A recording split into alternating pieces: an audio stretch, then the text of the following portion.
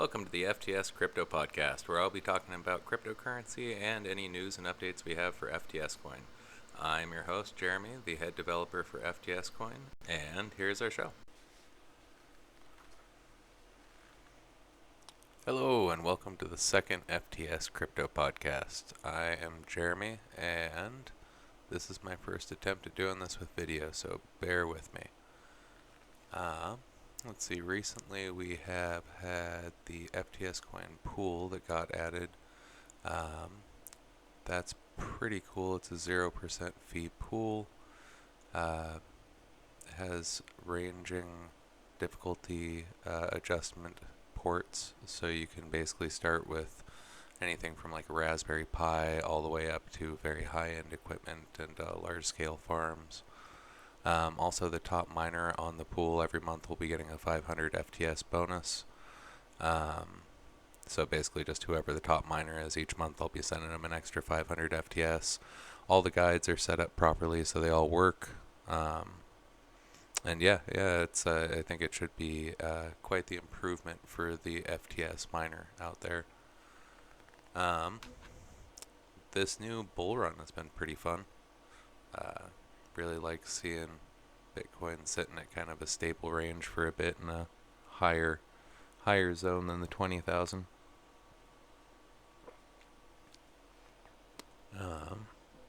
Let's see. There may or may not be an FTS Coin Casino coming soon. Pretty excited about that. That's one of our community members is working on that, so not really trying to put too much pressure on him, but definitely excited for it if it comes / when it comes. I'm also actively looking for someone to code the iOS wallet, which is something that I've been looking for quite a while now, but getting a bit more aggressive about that search currently, so hopefully that pans out into something, and Apple users will be able to have a phone wallet they can tap into here soon.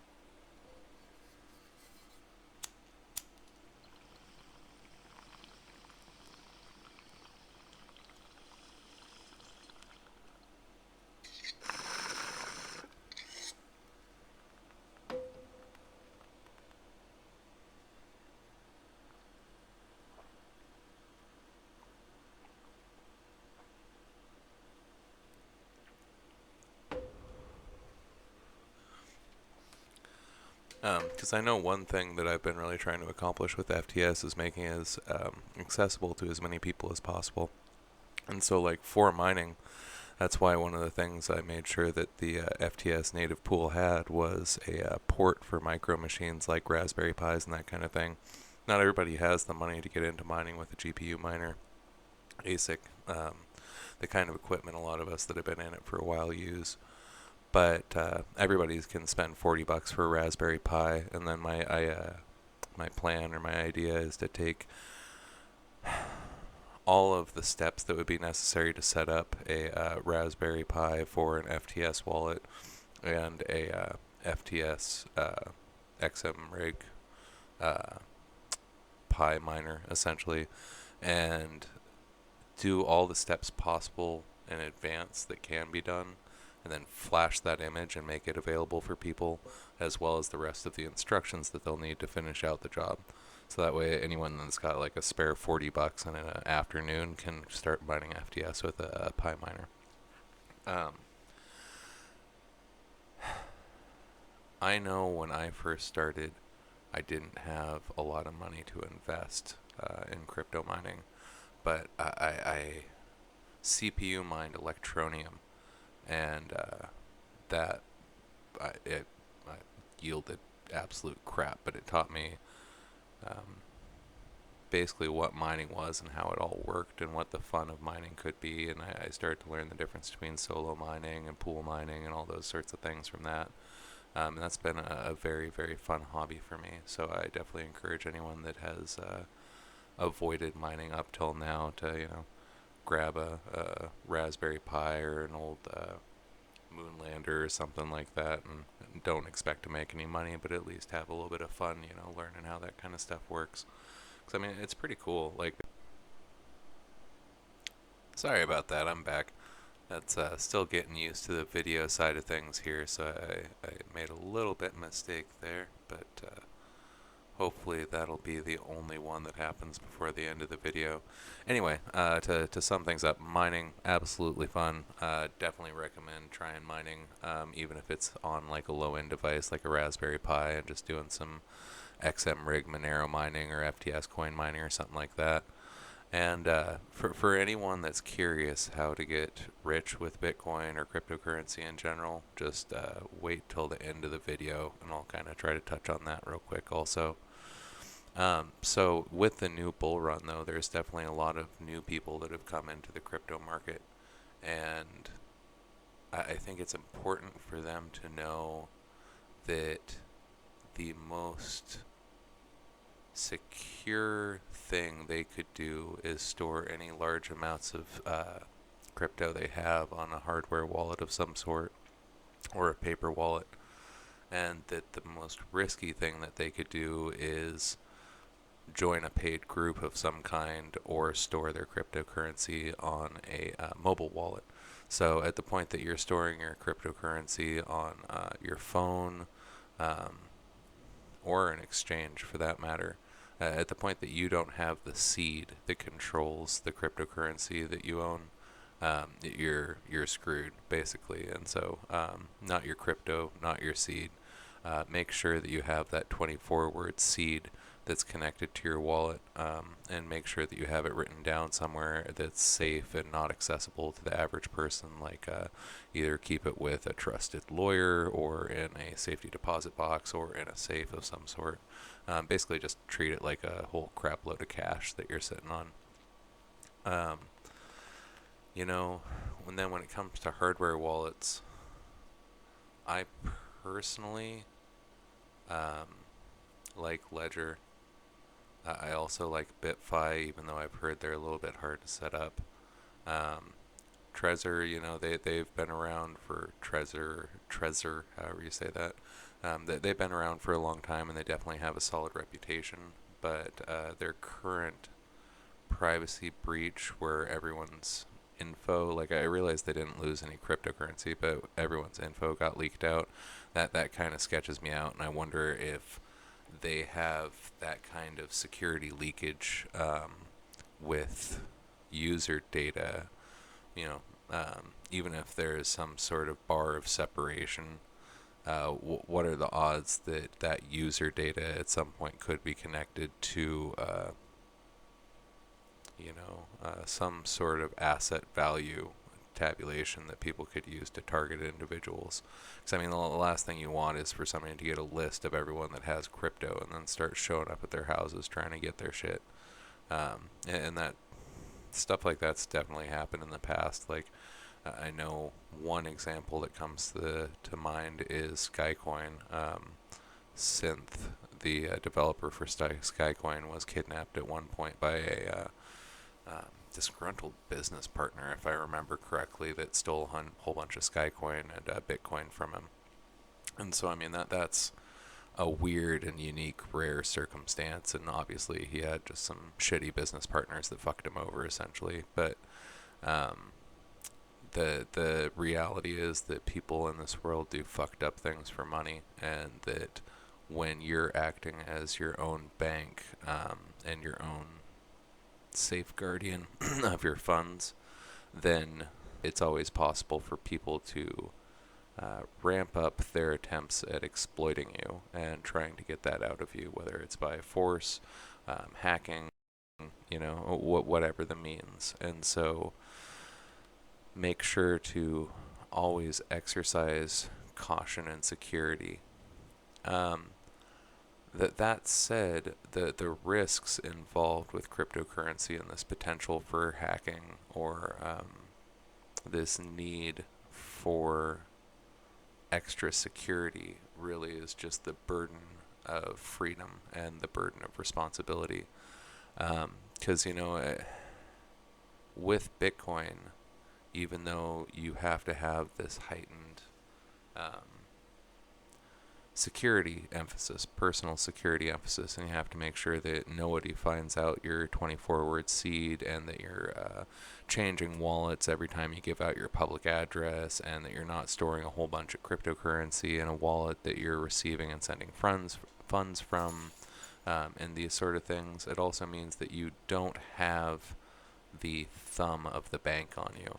And so you're no longer in a situation where you can find yourself going to the bank as all the banking systems start to collapse, trying to take out your money and finding yourself unable to. You won't find yourself in a position where you're getting charged unusual fees.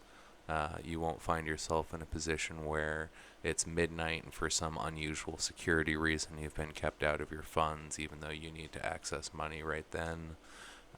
You won't find yourself in a position where for some reason your account has been locked, and you just can't access your funds.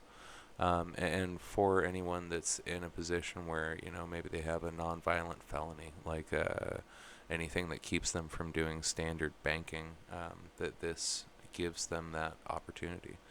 And so it really opens up a wide range of possibilities for people, both that are currently restricted from using the banking system that exists, and those that are currently enslaved in the banking system that exists. And so I find the potential of cryptocurrency to free people from the current systemic slavery that exists to be something that is undeniably important in today's society, and maybe the blossoming of cryptocurrency into the public eye is one of the most amazing things that could happen. And it's been very cool to watch it over the past few years, in particular for me, just because that's when my vision has been focused on it mainly. But over the past decade, it's just been very cool to see this whole thing progress. And I'm excited to see where it goes. I personally think that one of the next big things to happen, I was actually surprised that XRP got attacked recently, because I expected Monero to be the big thing that went under attack. And I kind of expect privacy coins to become much more scrutinized as things move forward. And that's because of a little theory I have about Satoshi. And I've always been very fascinated by who Satoshi could be, and I think that mystery is a very, very fun rabbit hole to go down. And I have my own theories about who the person or people could be. But one structure of my theory is that I think Satoshi originally made Bitcoin as a contractor for some sort of government agency, whether it be like the CIA or NSA or something like that. And that he did it under the guise that he would release this cryptocurrency that was otherwise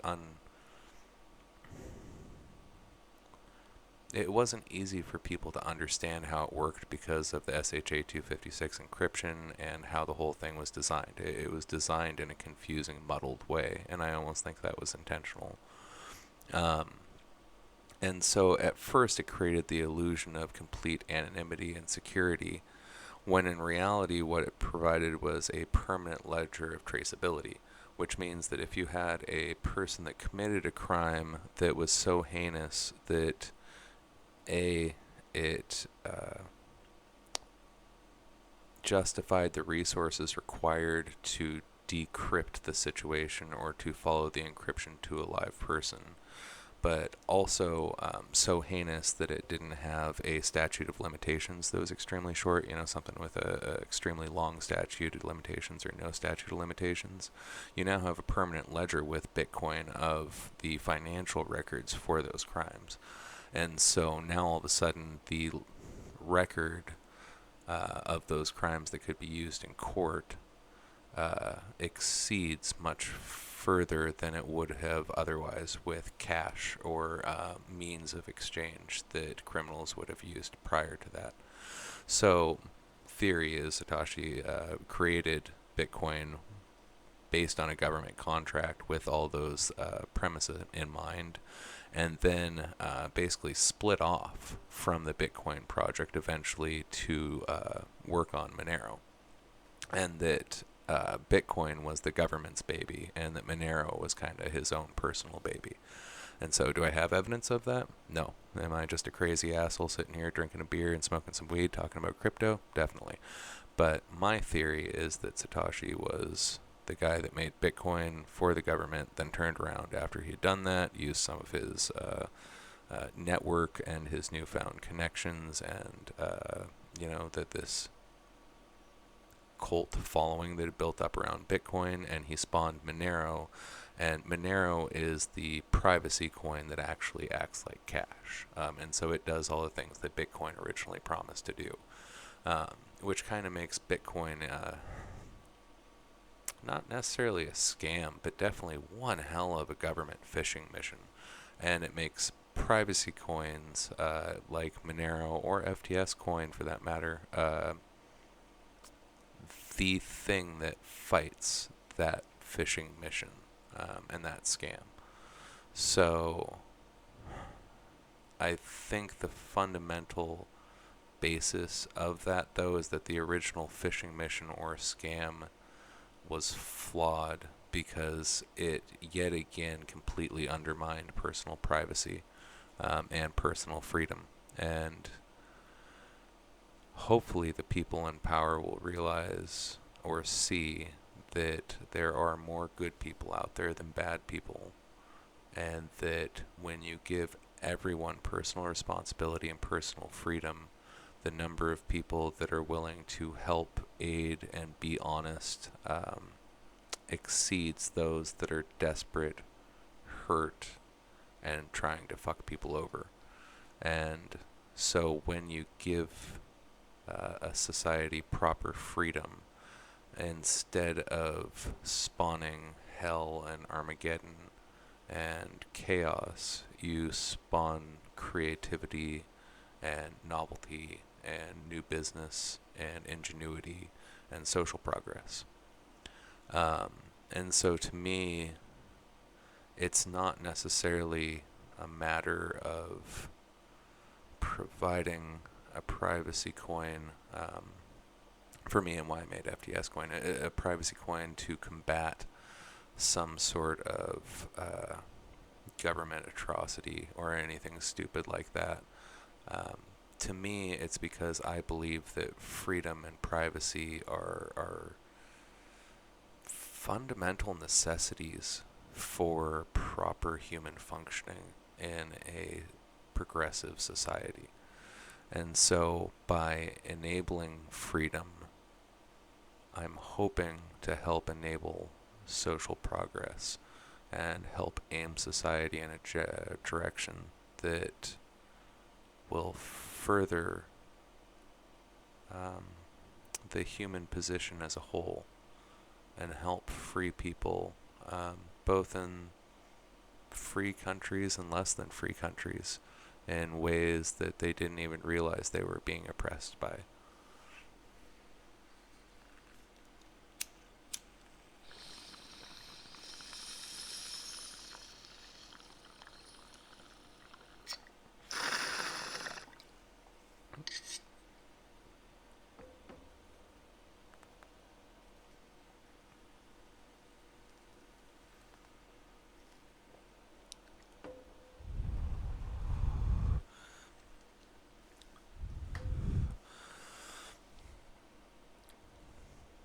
So,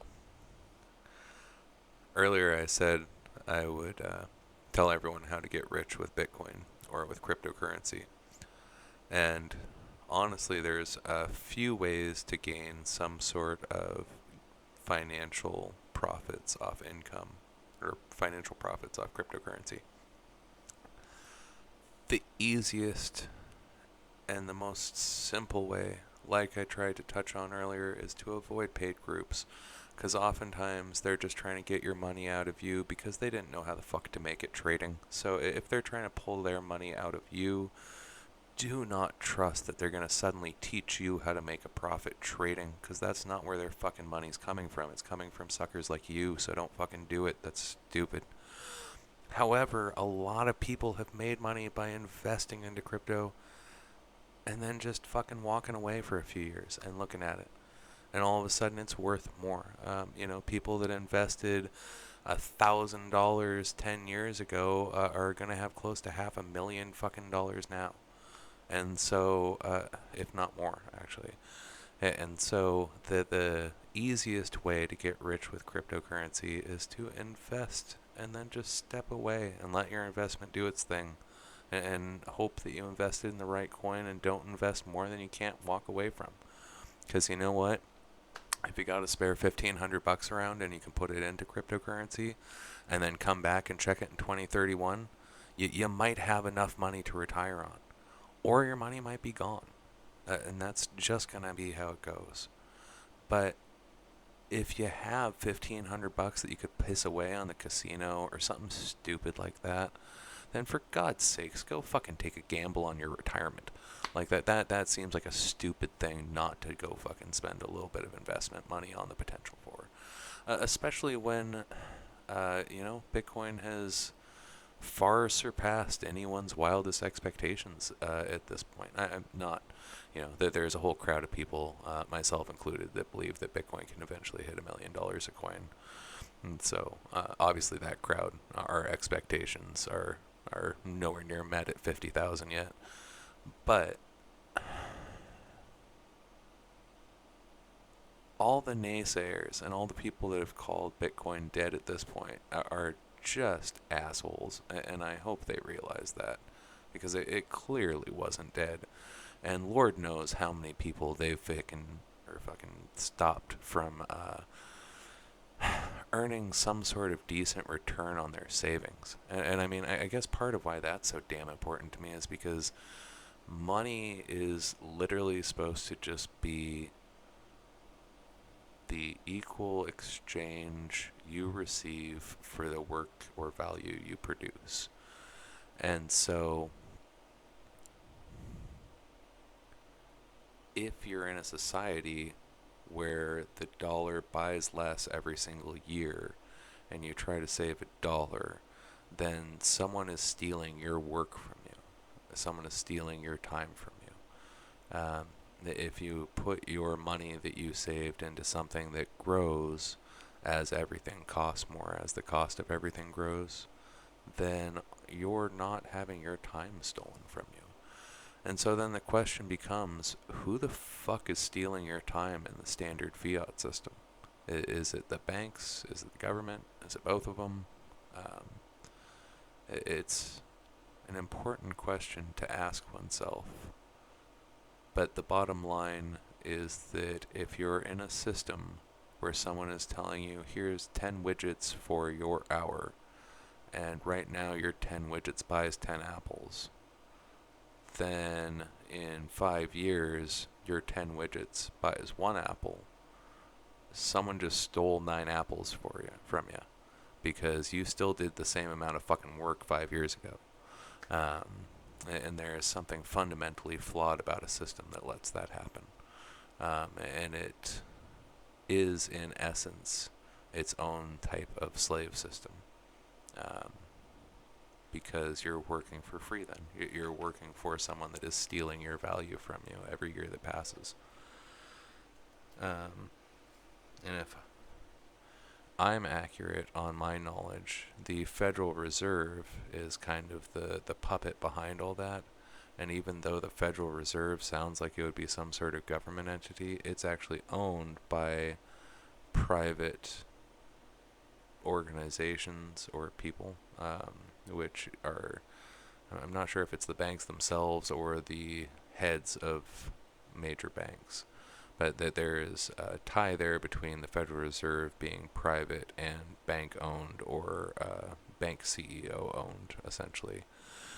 And so I think it's pretty damn clear that the banks are a major source of the goddamn problem here. And who the fuck can blame them? If you're in a situation where someone comes to you and says, hey, you got a crap load of money, you're welcome to take that, add other people's money to it, gamble that money on the stock market, insure that gambled money, Try to make as much money as possible. Oh, and you can take that money that you've gathered from people and that you've had yourself and that you've been using on the stock market and earning on the stock market, and you can loan that money out at high interest rates and make even more money off it. In a world that's driven by capital, it sounds like somebody literally just handed these guys a capital making machine, and they've used that resources as much as possible and as often as possible to further its own capital gain. Um, and that, in most cases, there's nothing wrong with that, because usually capital just represents the value you provide to the world. And so if you, I don't know, this is a problem I have with the infighting in crypto also, is that if you look at the reality of the situation with cryptocurrency, there is 4% of the world's population or less that currently have an investment in cryptocurrency. And yet there's a shitload of infighting between all the coins and the developers and the people that actually create the coins and are involved with them. And the question is why? You know, that there is enough room that there's still 96% of the market out there, and we could all very easily create value for those 96% of people. I mean, I'm not sure that's easily 6.5 billion fucking people. So I don't know about you guys, but I think the 4,000 or 5,000 of us that have developed cryptocurrency could easily each have our own market that we provide value to out of the 6.5 billion people. And the infighting is stupid as fuck, because we all have the potential to provide value to these people. I mean, there's like 5,000 of us, 6.5 billion of them. So if we each produce half a fucking dollar's worth of value for our segment of that population, we're each billionaires. So how about we all stop being whiny bitches and all just get along? It's just an idea. And that is, in general, how capital should work. Is capital should be a representation of the value that you can provide for other people's lives. And the reality is, with minor exception, the people that are just shuffling money around and providing loans, that they are actually taking value from people's lives as opposed to adding it. And so the question is, why are they some of the most highly paid motherfuckers on the planet? That's not right, which means that a good system has a broken piece, and they are a major, major part of the broken piece, which Bitcoin can fix. And so I don't think that Bitcoin, I've heard this argument that it's like a socialist thing. I don't think Bitcoin is socialist at all. I think Bitcoin is one of the most capitalist inventions out there. And I think that more importantly, it has the potential to fix some of the current problems with the capitalist system we're all kind of trapped in. Yeah, because without that pressure that's being put on everyone by the Federal Reserve and by inflation and by these other factors, all of a sudden you have a system where everyone can accept the fact that as more people are born into this world, every person that already exists has the potential to add value for new people, which means that every single person on this planet should otherwise be a valuable member of society and have skills and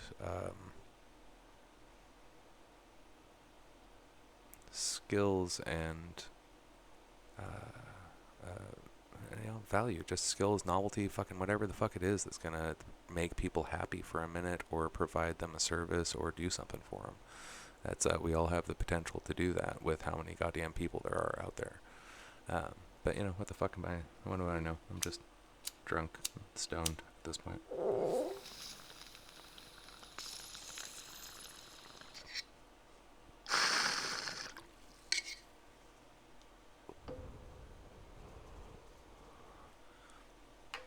So, What are some other ways you can get rich with cryptocurrency? You can do speculative mining. That's really fun with GPU mining rigs. If you're going to go that route, I probably would avoid buying stuff right now. I would wait until the market turns down a little bit and people that invested when things were too expensive freak out because they're losing money and start to sell equipment cheap and then buy the equipment cheap, wait a little bit for the market to go up, turn it all on. And then what you do is you kind of look at like bitcointalk.org or other sites that talk about cryptocurrency, find ones that are new, but have, you know, a really lively community and a lot of good shit going on for them, and then wait until you can mine those at a significant profit, and then you aim your miner at whichever one is going to be the most profitable at that time, you know. So if you can get one for 20% under market value, but you can get another one at 25% under market value, go for the one that you can get for 25% under market value.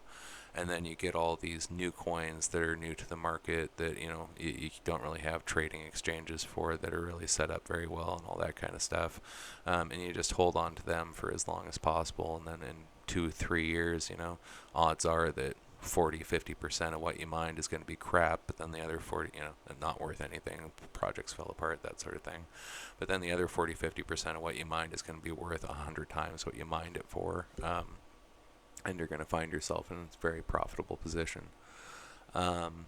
Another option is margin trading. That's where you do shorts and longs. That's a little bit fucking too complicated for me to explain here, and I don't know it well enough to be completely honest. I've done it before. I'm decent at it, you know, considering it's just a guessing game.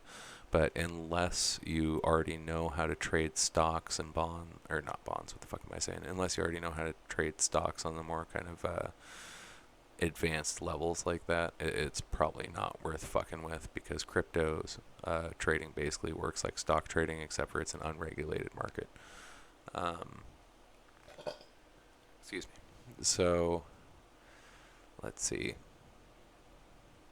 I guess the only other option that I can think of besides that is to invest in altcoins, and so just invest small amounts into, you know, $100 here, $200 there into different altcoins that are new, kind of like the speculative mining, but just speculative investing, and hoping to God that one of those kind of moons and becomes a new coin. That's pretty much all I can think of. So I think with that, that'll be the end of FTS Podcast number 2. I'm sure there will be another one coming out soon. I kind of meant to do this as a live video instead of a recorded video, but apparently YouTube makes me set up the fucking account and then wait 24 hours before I can do a live video or some shit. So I'll do that. And then I was also going to come up with some way for people to call in. So hopefully moving forward, people will be able to call in when I'm doing a live FTS show. And if they have any questions about cryptocurrency or FTS coin, they can just call and ask me while I'm doing the show, and I can answer for everyone, so that way everyone hears. All right, everyone. Have a good day.